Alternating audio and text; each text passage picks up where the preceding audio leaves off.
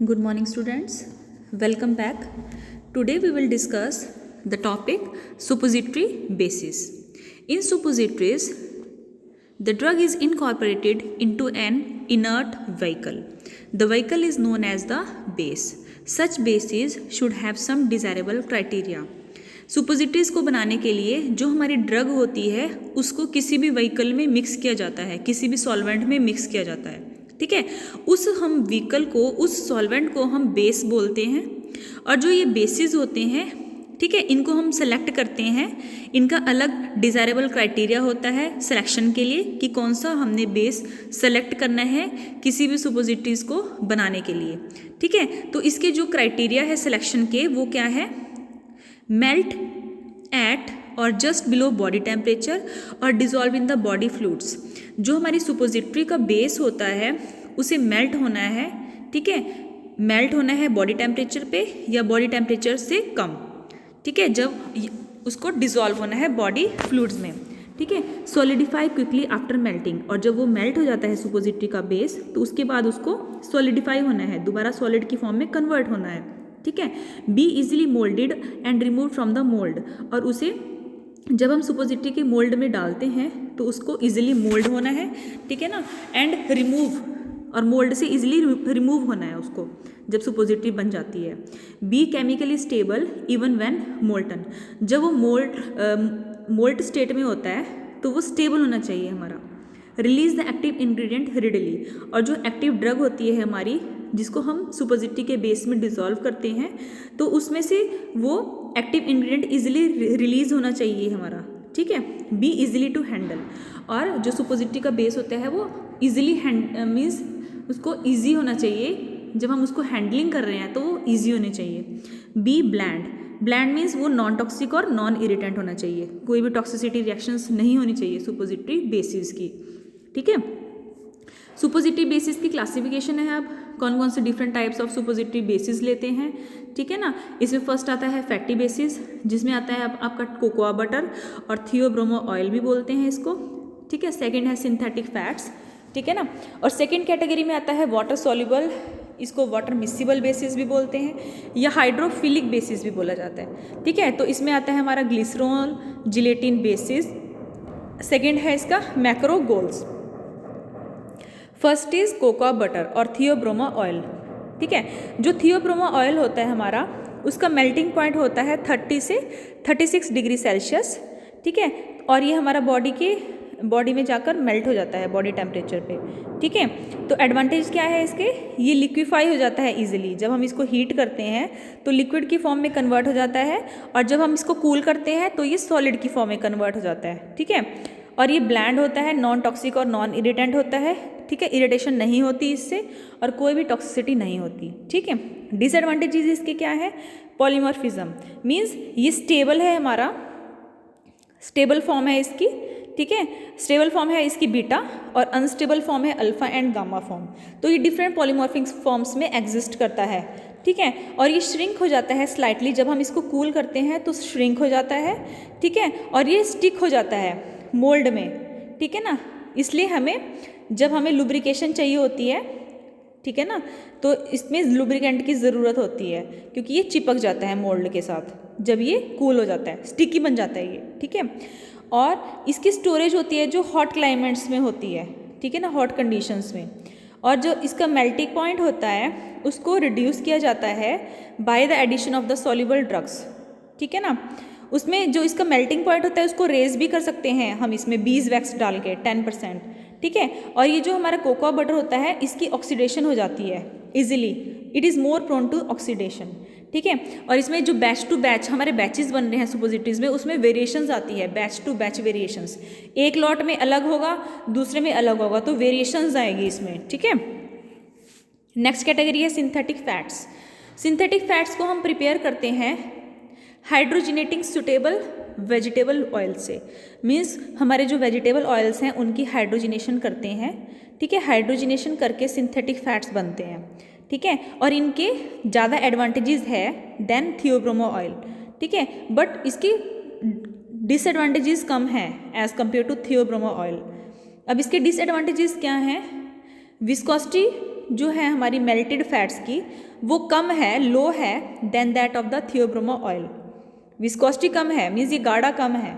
As a result क्या होता है, इसकी ग्रेटर ज़्यादा रिस्क होती है ड्रग पार्टिकल्स की सेडिमेंटेशन की जब हम इसको प्रिपेयर करते हैं, ठीक है, जिससे क्या हो जाता है ड्रग की जो यूनिफॉर्म ड्रग डिस्ट्रीब्यूशन होती है, ठीक है, वो लैक हो जाती है, कम हो जाती है, ठीक है ना, और इससे लोकलाइज जो लोकल है वो इरिटेशन कॉज हो जाती है इससे, ठीक है। तो इस प्रॉब्लम को जो ये हमारी प्रॉब्लम है, ठीक है ना, ये हमारी पार्शली कंपनसेट की जाती है, ठीक है ना, in that these basis set very quickly.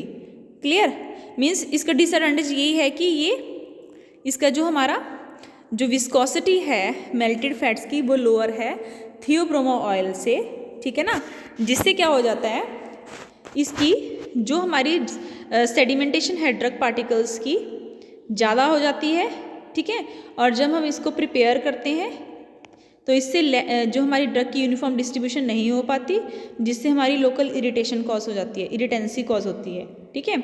Second है these bases become brittle if cooled too rapidly. अगर इन बेसिस को हम कूल करते हैं, सिंथेटिक फैट्स को हम कूल करते हैं तो ये ब्रिटल बन जाते हैं, ब्रेकेबल बन जाते हैं। सो इनको हम रेफ्रिजरेशन नहीं करते। जब हम इसको प्रिपेयर करते हैं सुपोजिटरीज़ को तो इन जो हमारी सुपोजिटरीज़ है इसकी बेसिस की हम रेफ्रिजरेशन नहीं करते क्योंकि ये ब्रिटल हो जाती है जब हम इसको कूल करते हैं। There is a series of grades of synthetic fatty bases each with different hardness and melting point ranges resulting in a variety of drug absorption and release profile.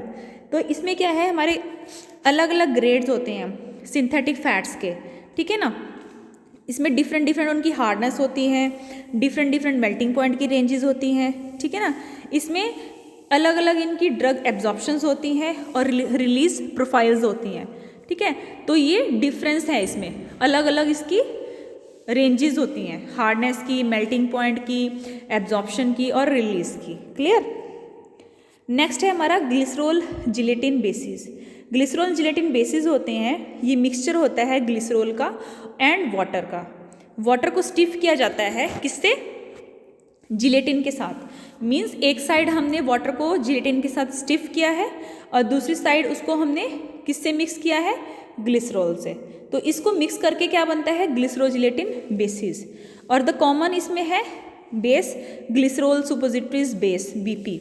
इसमें क्या होता है 14% वेट बाय वेट जिलेटिन होता है, 70% weight by weight glycerol होता है, ठीक है। जब हॉट क्लाइमेट होता है तो जो जिलेटिन कंटेंट होता है वो इंक्रीज हो जाता है 18% वेट बाय वेट में, ठीक है। जो जिलेटिन होता है ये एक प्यूरिफाइड प्रोटीन होता है जिसको हम कैसे बनाते हैं, हाइड्रोलाइसिस करते हैं।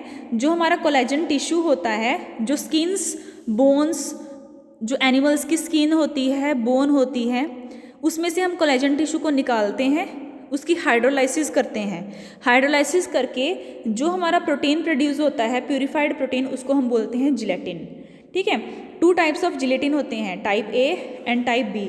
जो टाइप ए होता है उसको एसिड हाइड्रोलाइसिस से प्रिपेयर किया जाता है और वो कैटाइनिक होता है, और जो टाइप बी होती है उसको एल्कलाइन हाइड्रोलाइसिस से प्रिपेयर किया जाता है और ये एनाइनिक होता है, ठीक है। जो टाइप ए जिलेटिन होता है वो कंपैटिबल होता है किसके साथ, कौन कौन से सब्सटेंसेस के साथ, जैसे बोरिक एसिड है, लैक्टिक एसिड है, ठीक है। और जो हमारा टाइप बी जिलेटिन है वो कंपैटिबल होता है जिंक ऑक्साइड से, ठीक है। और जो जेली स्ट्रेंथ होती है, ब्लूम स्ट्रेंथ जिलेटिन की बहुत ज़्यादा इंपॉर्टेंट होती है, ठीक है ना।